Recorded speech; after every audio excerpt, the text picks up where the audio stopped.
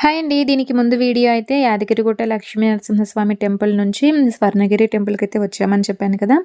ఇక్కడ స్వర్ణగిరి టెంపుల్కి వచ్చేసిన తర్వాత ఇక్కడ వ్లాగ్ అయితే ఇప్పుడు ఉంటుందండి. స్వర్ణగిరి శ్రీ వెంకటేశ్వర స్వామి దేవాలయం హైదరాబాద్ అండి. స్వర్ణగిరి వెంకటేశ్వర స్వామి దేవాలయం హైదరాబాద్లో భువనగిరి జిల్లాలో మారేడుపల్లిలో ఈ క్షేత్రం అయితే ఉందండి. యాదగిరిగుట్ట లక్ష్మీ నరసింహస్వామి టెంపుల్ నుండి 27 కిలోమీటర్ల దూరంలో ఉంటుందండి. హైదరాబాద్ నుండి 45 కిలోమీటర్ల దూరంలో ఈ ఆలయం ఉంటుంది. హైదరాబాద్లో అతిపెద్ద దేవాలయం భువనగిరి వెంకటేశ్వర స్వామి దేవాలయం అండి. ప్రతిరోజు భక్తులు ఎందరో ఈ దేవాలయానికి అయితే వస్తూ ఉంటారండి. స్వర్ణగిరి వెంకటేశ్వర స్వామి ఆలయానికి అనేక శతాబ్దాల నాటి గొప్ప చరిత్ర ఉంది.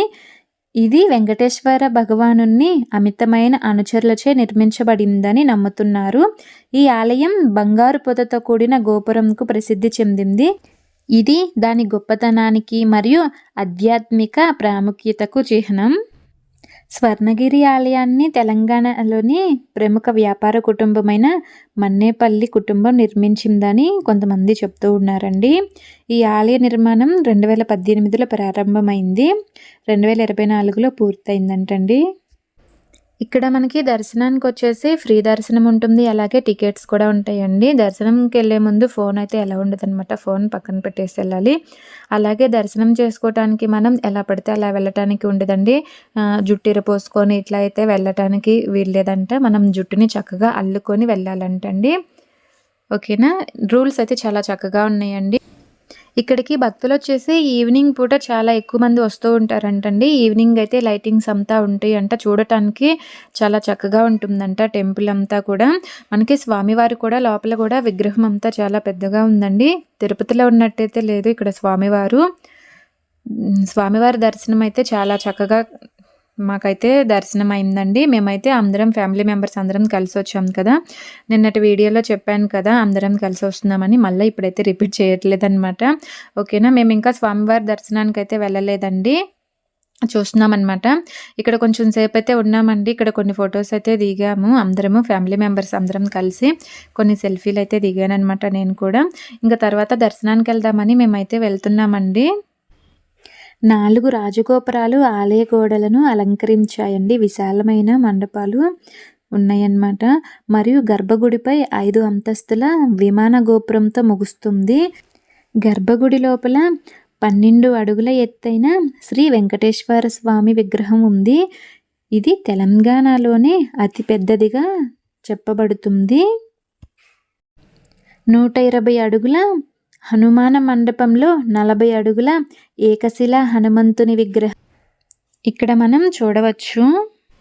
వీడియో పూర్తిగా చూడండి. స్వర్ణగిరి టెంపుల్ ఎలా ఉంటుంది ఏంటనేది బయట నుంచి అయితే మొత్తం ఒక క్లారిటీ అయితే ఉంటుందండి మీకు. నేనైతే వీడియో తీశాను చక్కగా. వివరించటం అయితే పూర్తిగా నాకు తెలియదు కానీ తెలిసినంత వరకు అయితే చెప్తానండి. వీడియో మాత్రం మీకు చక్కగా నచ్చుతుందని అయితే నేను అనుకుంటున్నాను. వీడియో నచ్చితే లైక్ చేయండి, షేర్ చేయండి, మన ఛానల్ని సబ్స్క్రైబ్ చేసుకోండి. సబ్స్క్రైబ్ చేసుకోవటం మాత్రం అస్సలు మర్చిపోవద్దండి. మేము స్వామివారి దర్శనం చేసుకొని బయటకు వచ్చేసిన తర్వాత మళ్ళీ ఫోన్ అయితే తీసుకొని వచ్చేసామండి. ఫోన్ తీసుకొచ్చేసిన తర్వాత ఇక్కడైతే నేను ఇదంతా వీడియో తీస్తున్నాము. ఇదిగో ఇక్కడ కనిపిస్తుంది కదా, మనం ఇట్లా ఈ లైన్లో నుంచి అయితే మనం లోపలికైతే వెళ్ళాలండి. లోపలికి వెళ్ళి స్వామివారి దర్శనం అయితే చేసుకొని రావాలన్నమాట. గుడి మాత్రం చాలా చక్కగా విశాలంగా ఉందండి. చాలా చుట్టూ ప్రదేశం అంతా కూడా చాలా విశాలంగా ఉంది. టెంపుల్ కూడా చాలా ప్లేస్ ఉందండి, చూడటానికి చాలా అద్భుతంగా ఉందన్నమాట. ఖచ్చితంగా ప్రతి ఒక్కళ్ళు కూడా ఈ టెంపుల్కి రావాల్సిందే అండి. స్వర్ణగిరి టెంపుల్కి వచ్చి శ్రీ వెంకటేశ్వర స్వామి వారిని దర్శించుకోవాలండి ప్రతి ఒక్కళ్ళు కూడా. నేనైతే వీడియో వీలైనంత వరకు తీసానండి, చూడండి చక్కగా మీకు కనిపిస్తుందని అనుకుంటున్నాను. మనకి లోపలికైతే ఫోన్ ఎలో లేదని చెప్పాను కదండి. స్వామివారి దర్శనం అయిన తర్వాత మళ్ళీ మనం ఫోన్లో అయితే తీసుకొచ్చుకోవచ్చండి. ఇక్కడ మనకి ఇంకొకటి కూడా ప్రత్యేకమైనది ఉందండి, అదేంటో చెప్తాను చూడండి. ఈ ఆలయంలో జలనారాయణ స్వామి సన్నిధి ఉంది. సాయంత్రం దీపాలతో ప్రకాశించే నీటితో నిండిన గర్భగుడి సందర్శకులను ఆనందాన్ని అందిస్తుంది. అదనంగా శ్రీవారి పాదపీఠము, లక్ష్మీ నరసింహస్వామి మండపం, హనుమాన్ సన్నిధి, గరుడ మండపం మరియు గణేష దేవాలయం ఉన్నాయి. అయితే అన్నదాన సత్రం, కళ్యాణ కళ్యాణ మండపం ఉన్నాయి. ఆలయానికి ప్రవేశం ప్రధానంగా ఉప్పల్ నుండి హైవే రహదారి గుండా ఉంటుంది. హైవే నుండి యూటర్న్ తర్వాత 2 ప్రవేశదారులు అందుబాటులో ఉన్నాయి. జాతీయ రహదారి నుంచి ఆలయం వరకు రహదారిగా నిర్మాణం కొనసాగుతుంది. స్వర్ణగిరి టెంపుల్ గురించి నాకు తెలిసిన కొన్ని విషయాలు, అలాగే నేను తెలుసుకున్న కొన్ని విషయాలైతే మీతో చెప్పానండి. నాకు మాత్రం ఈరోజు చాలా హ్యాపీగా అనిపించిందండి స్వామివారిని దర్శించుకోవటం. అలాగే నేను ఎప్పటి నుంచో వెళ్ళాలనుకుంటున్న యాదగిరిగుట్ట లక్ష్మీనరసింహస్వామి దగ్గరికి వెళ్ళి అక్కడ స్వామివారి దర్శనం చేసుకోవటం, ఇక్కడ స్వర్ణగిరి టెంపుల్కి రావటం చాలా హ్యాపీగా అనిపించిందండి. నిజంగా ఫ్యామిలీ అందరం కలిసి వచ్చాం కదా, ఇంకా హ్యాపీగా ఉందన్నమాట. కానీ మా పాప మాత్రం మిస్ అయిందండి. ఎంచక్కా తను ఫ్రెండ్స్తో టూర్కి వెళ్తానని వెళ్ళిందని చెప్పాను కదా, నిన్నటి వీడియోలో చెప్పాను.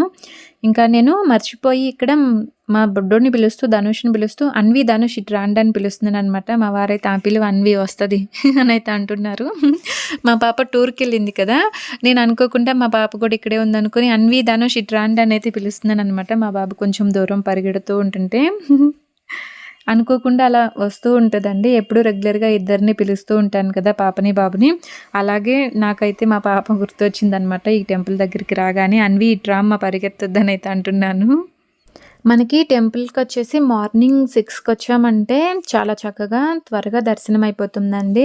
అలాగే ఈవినింగ్ పూట వచ్చామంటే చూడటానికి చక్కగా లైటింగ్స్ అన్నీ వేసి చాలా అద్భుతంగా ఉంటుంది. అలాగే కొంచెం ఎక్కువ మంది కూడా ఉంటూ ఉంటారండి. కొంచెం దర్శనం అనేది లేట్ అవుతూ ఉంటుంది. మార్నింగ్ అయితే దర్శనం త్వరగా అవుతుందని అయితే చెప్తున్నారండి తెలిసిన వాళ్ళు టెంపుల్ గురించి. ఓకే అండి, మేమైతే ఇంకా రిటర్న్ అయితే బయలుదేరదామని వెళ్తూ ఉన్నామన్నమాట. నేనైతే ఇక్కడ వచ్చేసి కొంచెం సెల్ఫీ వీడియో తీద్దామని అయితే తీస్తున్నానండి.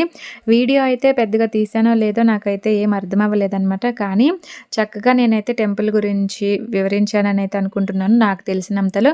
అలాగే టెంపుల్ని కూడా చక్కగానే వీడియో అయితే తీయగలిగానని అయితే అనుకుంటున్నానండి. నాకు చేతైనంతలో అయితే తీశాను. ఇదిగో ఇక్కడైతే మా బుడ్డోడు అయితే వాళ్ళ నాయనమ్మ దగ్గర అయితే వచ్చి కూర్చున్నాడు అనమాట. ఒక ఫోటో తీస్తాను ఉండు అంటే వచ్చి కూర్చున్నాడండి. ఇక్కడైతే మేము ఫ్యామిలీ మెంబర్స్ అందరం కలిసి గ్రూప్ ఫోటో అయితే ఒకటి దిగామండి ఇక్కడ నిలబడి. ఇక తర్వాత అయితే వెళ్దామని బయలుదేరుతున్నామన్నమాట. టెంపుల్ అయితే చూడటానికి చాలా చక్కగా ఉందండి. అసలు ప్లేస్ కూడా చాలా ఎక్కువగా ఉందన్నమాట, విశాలంగా ఎక్కువ ప్లేస్లో అయితే కట్టారండి టెంపుల్. బాగుంది. ప్రతి ఒక్కళ్ళు కూడా వచ్చి ఇక్కడ స్వామివారిని అయితే దర్శించుకోవాలండి. మీలో ఎవరైనా ఇప్పటి వరకు స్వర్ణగిరి టెంపుల్కి వెళ్ళకపోతే ఒకసారి స్వర్ణగిరి టెంపుల్కి వచ్చి స్వామివారిని అయితే దర్శించుకోండి, అంతా మంచిగా జరుగుతుంది. మేమైతే ఇంకా ఇంటికైతే బయలుదేరామండి. మా అత్తయ్య మామయ్య ధనుష్ అయితే వెనక కూర్చున్నారు, ఇంకా నేనైతే ఇక్కడ కూర్చున్నానండి. నేను వచ్చేసరికి ఇంకా వాళ్ళు కూర్చున్నారు, ఇంక అందుకని నేనైతే ముందు కూర్చున్నాను అనమాట. ఇంకైతే ఇంటికి బయలుదేరుతున్నామండి. నాకు మాత్రం చాలా హ్యాపీగా అనిపించింది. మొత్తం ఒకటే రోజులో పూర్తయిపోయినాయండి. నేను ఎప్పటి నుంచో అనుకుంటున్న లక్ష్మీనరసింహస్వామి వారి టెంపుల్కి వెళ్ళాము, అలాగే స్వర్ణగిరి టెంపుల్కి కూడా వచ్చామండి. నిజంగా హ్యాపీగా అనిపించింది అనమాట. కార్తీక మాసంలో వచ్చాము, అందులోనూ చాలా హ్యాపీగా ఉంది. నేను మా వారిని ఎప్పటి నుంచో తీసుకెళ్ళమంటున్నానని మీలో చాలామందికి తెలుసు కదా, ఈరోజు అయితే పూర్తి అయిపోయిందనమాట. హ్యాపీగా ఉందండి. కానీ కేసరగుట్ట అయితే వెళ్దాం అనుకుంటున్నాము. కానీ మా వారైతే ఇంకా ఇప్పుడు కుదరదులేని అయితే అన్నారు. అంటే ఈ రోజు కాదులండి, నెక్స్ట్ సండే వెళ్దామని అయితే అన్నాను. కానీ తీసుకెళ్లారో తెలియదు. కానీ ఇప్పుడు మేము వెళ్తుంటే కేసరగుట్ట అని బోర్డు కనిపించింది అనమాట. ఇక్కడ నుంచి దగ్గరే కదా అని అయితే అనిపించింది. అడిగాను, దగ్గరే అని అయితే అన్నారు. ఇదిగో నేనైతే చిన్న వీడియో క్లిప్ అయితే తీసాను అనమాట. హ్యాపీగా అనిపించింది. కేసరగుట్ట కూడా నేను 2 టైమ్స్ 3 టైమ్స్ వెళ్ళానండి. అక్కడ కూడా చాలా బాగుంటుంది శివాలయము. నాకు బాగా నచ్చింది. అక్కడ శివలింగాలు అయితే చాలా ఉంటాయి కదా, ఆ గుడి గురించి హ్యాపీగా అనిపించింది కేసరగుట్టకి వెళ్ళటం కూడా. ఓకే అండి, ఇంక మొత్తానికైతే ఇంటికైతే బయలుదేరామండి. ఇంటికి వచ్చేసరికి టైం ఎంతైంది స్వప్న ఏంటి అనుకుంటున్నారా? మార్నింగ్ 8ంటికి బయలుదేరామండి. ఇక్కడ మేము ఇంటికి వచ్చేసరికి ఈవినింగ్ 5 అయిందనమాట. యాదగిరిగుట్ట లక్ష్మీనరసింహస్వామి టెంపుల్కి వెళ్ళి అక్కడ నుంచి స్వర్ణగిరి టెంపుల్కి వెళ్ళి ఇంటికైతే వచ్చేసామండి. మా బావగారు అబ్బాయి ఫారిన్ నుంచి అయితే వచ్చారండి. అయితే వస్తూ ఇంకా టెంపుల్కి కూడా వచ్చారు కదా, ఇక మా కోసం అయితే చాక్లెట్స్ తెచ్చారంట, ఇచ్చారండి గుడి దగ్గరే. ఇక తీసుకెళ్ళి పిన్ని అని అయితే చెప్పారు, తీసుకొని వచ్చాను. నేనైతే ఇంకా ఫ్రిడ్జ్లో అయితే పెట్టేశానండి. మొత్తం కరిగిపోయినాయి అనమాట. ఇవైతే డీప్లోనే ఉంచాలండి, బయట ఉంచామంటే కరిగిపోతాయి.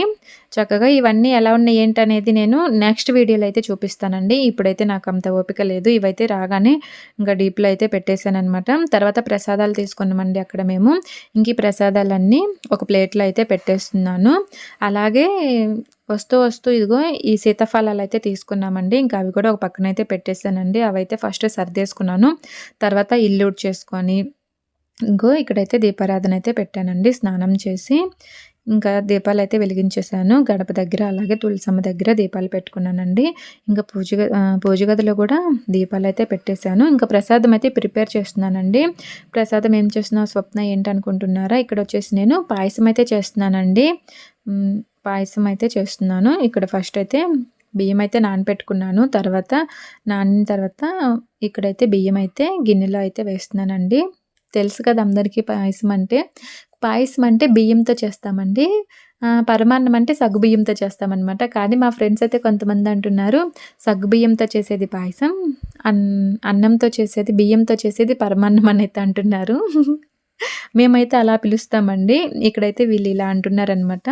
ఓకే, ఇదైతే పక్కన పెట్టేసి ఇందులో ఒక చిన్న గిన్నె తీసుకొని కొంచెం నెయ్యి, జీడిపప్పు, కిస్మిస్లు అయితే వేసుకొని వేయించుకొని ఇందులో వేసుకోవచ్చండి. నేనైతే ఇక్కడ జీడిపప్పులు అయితే వేస్తున్నాను వేయించుదామని. 2 స్పూన్లు నెయ్యి వేసి నాకు ఇంకా ఇంటికి రాగానే ఇలా ప్రసాదం చేసి పూజ చేసుకుంటే ప్రశాంతంగా అనిపిస్తుందండి. మేము వెళ్ళే ముందు కూడా కారునైతే చక్కగా కడిగిచ్చి పూజ చేసుకున్నామండి. ఇంటి దగ్గరే కారుకి పూజ చేశానండి. అంటే పసుపు కుంకుమతో పూజిచ్చి బొట్లు పెట్టాను. మా వారైతే ఎందుకు ఇట్లా చేస్తున్నావు అని అయితే అంటున్నారనమాట. నాకు అలవాటండి టెంపుల్కి వెళ్ళేటప్పుడు చక్కగా మనం వెళ్ళే వాహనాన్ని పూజించుకోవటం. మా అమ్మ వాళ్ళు, మా నాన్న వాళ్ళు గుడికి వెళ్ళేటప్పుడు, మా నాన్న వాళ్ళు మొత్తం పెద్ద ఫ్యామిలీ కదా, అందరు కలిసి వెళ్ళేటప్పుడు ఏ వాహనానికి ట్రాక్టర్ కానీ, ఆటో కానీ ఇట్లా దేంట్లో వెళ్ళినా, కారులో వెళ్ళినా పూజించి వెళ్ళటం అలవాటనమాట. నాకు కూడా ఇంకా అదే అలవాటైంది. అందుకే నేను కూడా పూజిచ్చాను. మా వారైతే సరే నీ ఇష్టం అని అయితే అన్నారు. ఫస్ట్ అయితే ఎందుకు ఇట్లా అన్నారు, తర్వాత నీ ఇష్టం అన్నారు. చక్కగా కారుని కూడా కడిగించుకొని పూజించుకొని వెళ్ళామండి. మార్నింగ్ వెళ్ళేటప్పుడు అనమాట, ఇప్పుడు కాదు. అదైతే ఆ వీడియోలో చెప్తాం అనుకున్నాను, మిస్ అయింది. అందుకే గుర్తొచ్చింది ఇప్పుడు అనుకోకుండా. ఇప్పుడైతే చెప్పాను అనమాట. ఓకే అండి, జీడిపప్పు వేగిన తర్వాత ఈ పాయసంలో వేసి తర్వాత కొన్ని పాలు పోసి చక్కగా కలిపేశానండి. తర్వాత ఇంకా పూజ గదిలో కొంచెం ప్రసాదం పెట్టి హారతి అయితే ఇచ్చేసానండి. ఇంక ఈరోజు చక్కగా పూజ అయితే ఈవినింగ్ పూజ కూడా ఇలా చేసుకున్నానండి. మార్నింగ్ వెళ్ళే ముందు కూడా పూజ చేశానని చెప్పాను కదా. నిన్నటి వీడియో ఎవరైనా చూడని వాళ్ళు ఉంటే ఒకసారి ఆ వీడియో కూడా చూడండి.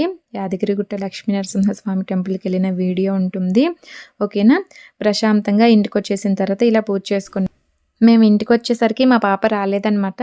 ఇక నేను ఇలా పూజ పని పూర్తయిపోయిన తర్వాత ఇంకా మా పాప వాళ్ళు కూడా వచ్చేసారు. అంటే స్కూల్ నుంచి పిక్నిక్కి వెళ్ళింది కదా, ఇంక మా పాపను కూడా తీసుకొచ్చేసానండి. తర్వాత అయితే నేను లైవ్ చేశాననమాట. ఒకసారి ఇంట్రెస్ట్ ఉంటే ఆ లైవ్ వీడియో చూడండి. ఓకేనా. ఈ వీడియో అయితే ఇంతేనండి. ఈ వీడియో మీకు ఎలా అనిపించిందో చెప్పండి. నచ్చితే లైక్ చేయండి, షేర్ చేయండి, అలాగే సబ్స్క్రైబ్ చేసుకోండి. Thank you for watching. మరొక మంచి వీడియోతో కలుద్దాము. Bye bye.